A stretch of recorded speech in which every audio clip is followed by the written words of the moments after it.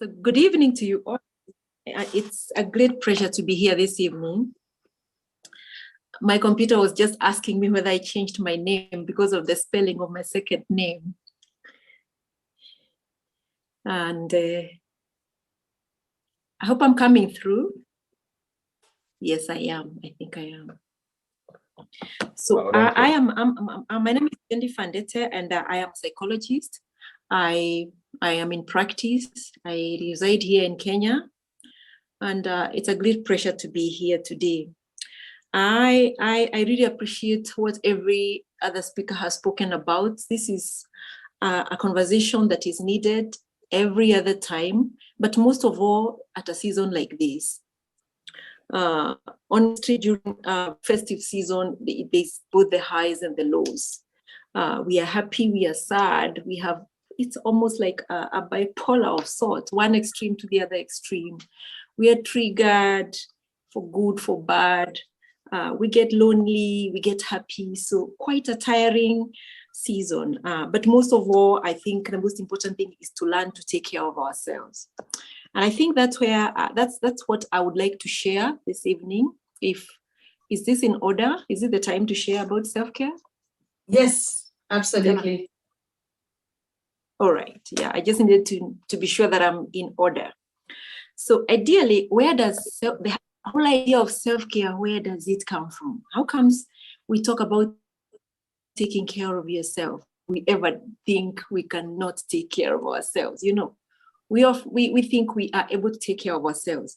Ideally, the whole idea of learning to take care of yourself it comes from the fact that you need, first of all, to understand yourself, understand your personality, understand your propensities, you know, what triggers you, what do you like, what is your temptation level, what don't you like, those aspects that will make you learn to a certain extent how to describe yourself.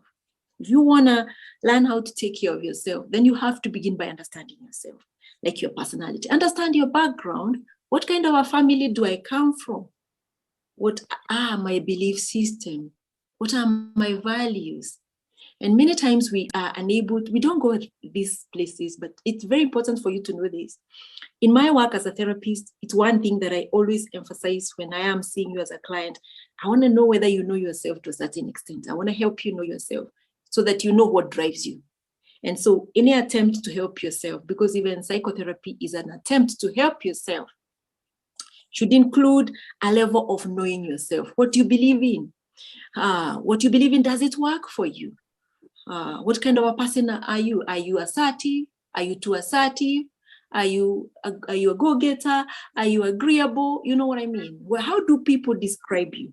That's usually a good beginning of self-care, because that you know, what are we dealing with? What's the hardware here of the person that you're dealing with? And minimal. The next thing you need probably to try to attempt to do, all these are attempts, because you can never know yourself 100%. Your attempt to do is to understand others that are significant to you, like family back at home, my mama, my dad, my sibling. And you know, you just need to see how the dynamics between you have been over time. If you can see how you relate to whoever it is that is your next of kin back at home, you look at the highs and the lows of your relationships, you know, you look at the intensities that are there. That part of reflecting that way, you get to have an idea how you perceive them and maybe how you would describe them, because then that means then if you understand how your siblings relate with you, then by extension, because you are a main player in your life, you will know how to do that dynamic between you and them. So these are siblings, these are parents, these are friends. Quite a lot there. And then from there, you ask yourself, step 3, what are my expectations generally in life? What are my expectations of my siblings, of my friends? Oh, most of all, what are my expectations of myself to myself? What must I be?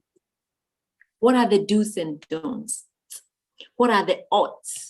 You know that, like, for example, saying, you know what, I cannot afford not to have ABC. I cannot appear to look in a certain way.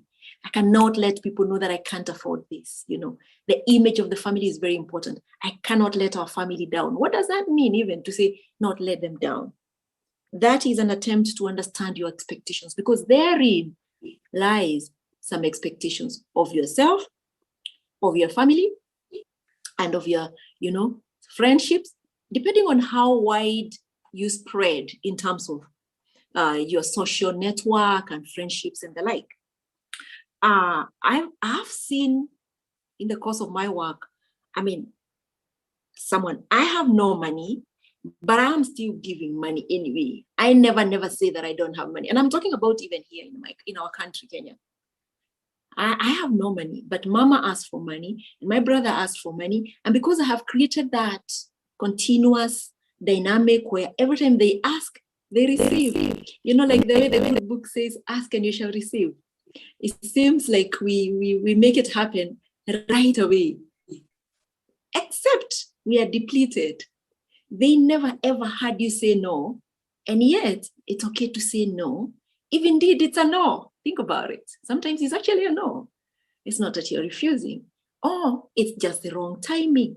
So what I'm looking for here, where I'm going with this example is to say that will say something about you as a person. It will say something about your personality. It will say something about the levels of dependency that you have continuously nurtured and whether they are sustainable. You see, there's a lot of work there to think about. So when you look at all these family dynamics, now you look at your family dynamics and friendships and the expectations they have of you. They say, yes, Stella, you went to Netherlands. You are our person. We can't not have ABC when you're there. And you carry this burden of saying, yeah, imagine, and I'm here, and they have to get it. And the question is, at what cost? So you continue feeding that. So that's an expectation that is both from your end and from their end. And now, why am I highlighting all these things? Because therein, in these 3 steps, is a lot of pressure and stress, both by external factors and by internal factors. And I think internal factors are very clear. How I have always believed, or how you have always believed you should come across. I can never say no to them. Where would they go? Surprise, surprise, surprise. They would still find a place to go if you don't have. Because indeed, I tell people when they really insist on not taking care of themselves, you need to know you cannot save everyone. You're actually not a savior as such. You can only give the help that you are able to give. So herein, in this dance of looking at their expectations, they strive, there is stress, and there we start slowly losing each other. And this is where now you get very, very stressed. And once you're very stressed, you go and you start fighting yourself. Depending on your belief system, remember, like if you believe that I should never fail my people, I should always be there for my mom and my dad, and I have no issue with that. But it depends on what levels we are talking about here when we say be there for them. I should always step in for my siblings. And indeed, I am all for it, but to what level? So if that's what you believe, then you are unable to do it. What happens is that you sit down and you beat yourself up. And indeed, we have enough to fight us within ourselves, in your mind, in your heart. And you will judge yourself harsh, and you go down, you get very stressed. You start thinking you're not good enough. There we go. We are on a negative mode now. I'm not good enough. How many people my age mates are people are doing better than I am doing. There you go. You have an audience in your mind of how other people are doing better. Of course, social media has a way of also giving us this picture that everyone else is doing well. So you will continue pushing on that, and that's how eventually you get very stressed. And stress is usually the first line of defense, of protect ourselves from sinking deeper into mental health, or complicated. If you are able to learn to manage your stresses, if you are able to learn to take care of yourself, then you manage and treat the stress. And that way, most likely, I have here, but most likely, you will catch yourself. I was trying to explain that stress management is very critical, and it's usually like the first line of defense to help us not sink deeper into other more complicated mental health issues. We got that right, I suppose? Yes, yes. Thank you. Yes. So that is, and then I was saying that when you are able to catch yourself early enough, then you'll be able to consult in good time, even as you keep yourself connected with other people who are near you, who are your friends. The idea of self-care, let me take us back. I said, it's you actively taking care of your mental health well-being. It is you actively. Why you? Because you know yourself best. And I began by saying you understand yourself. At least seek to do that. It's you actively saying, am I prone to saying yes too much? Or am I prone to saying no too much? Because we can't give a prescription here. You know yourself, then you moderate yourself, ideally. So that's what we are saying. Then when you are able to know yourself, you will be able to seek the necessary help. This necessary help comes from within and without. You know, your social groups, the friends you have, if you belong to a church, a group, whatever kind of group, social groups, you'll be a good neighborhood, a volunteering group, you do work together for social work. I think we are really wired to be together with other people. And I would think even this network, this particular forum we have, is a good place also to begin to. You can keep in touch with each other and say, hey, how are you doing post that talk we did? And that's a good knock on your neighbor's door and say, and you don't necessarily have to have a serious problem for you to reach out to that other person and say, so far, how is it? How is Christmas going? That's also reaching out for a conversation. And if we do that, let me finish by saying, for example, now that we are getting into the Christmas season, it's really good to have a plan. Have a plan of how you want this holiday season to be. Think about, am I going to be alone? Am I okay being alone?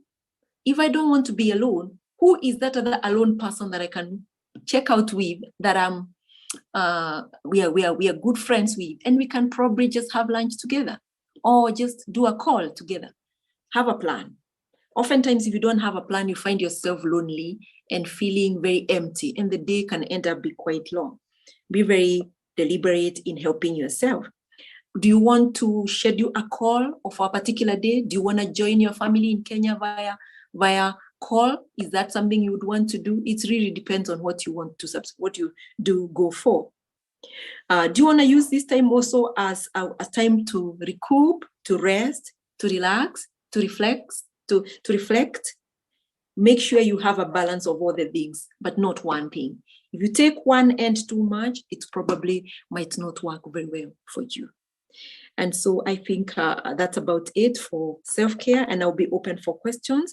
But I want to remind us that self-care is really your personal responsibility. Self-care is not selfishness, and it's not about I love myself, by the way. It's not that cheap. It's actually a little more complicated because we hardly know ourselves to be able to take care of ourselves. So it's actually a journey to seek to know yourself, and therefore you take care of yourself, and within the balance of those that are close to you, so that we have that equilibrium, that balance. That's very, very important. Thank you very much. Over to you.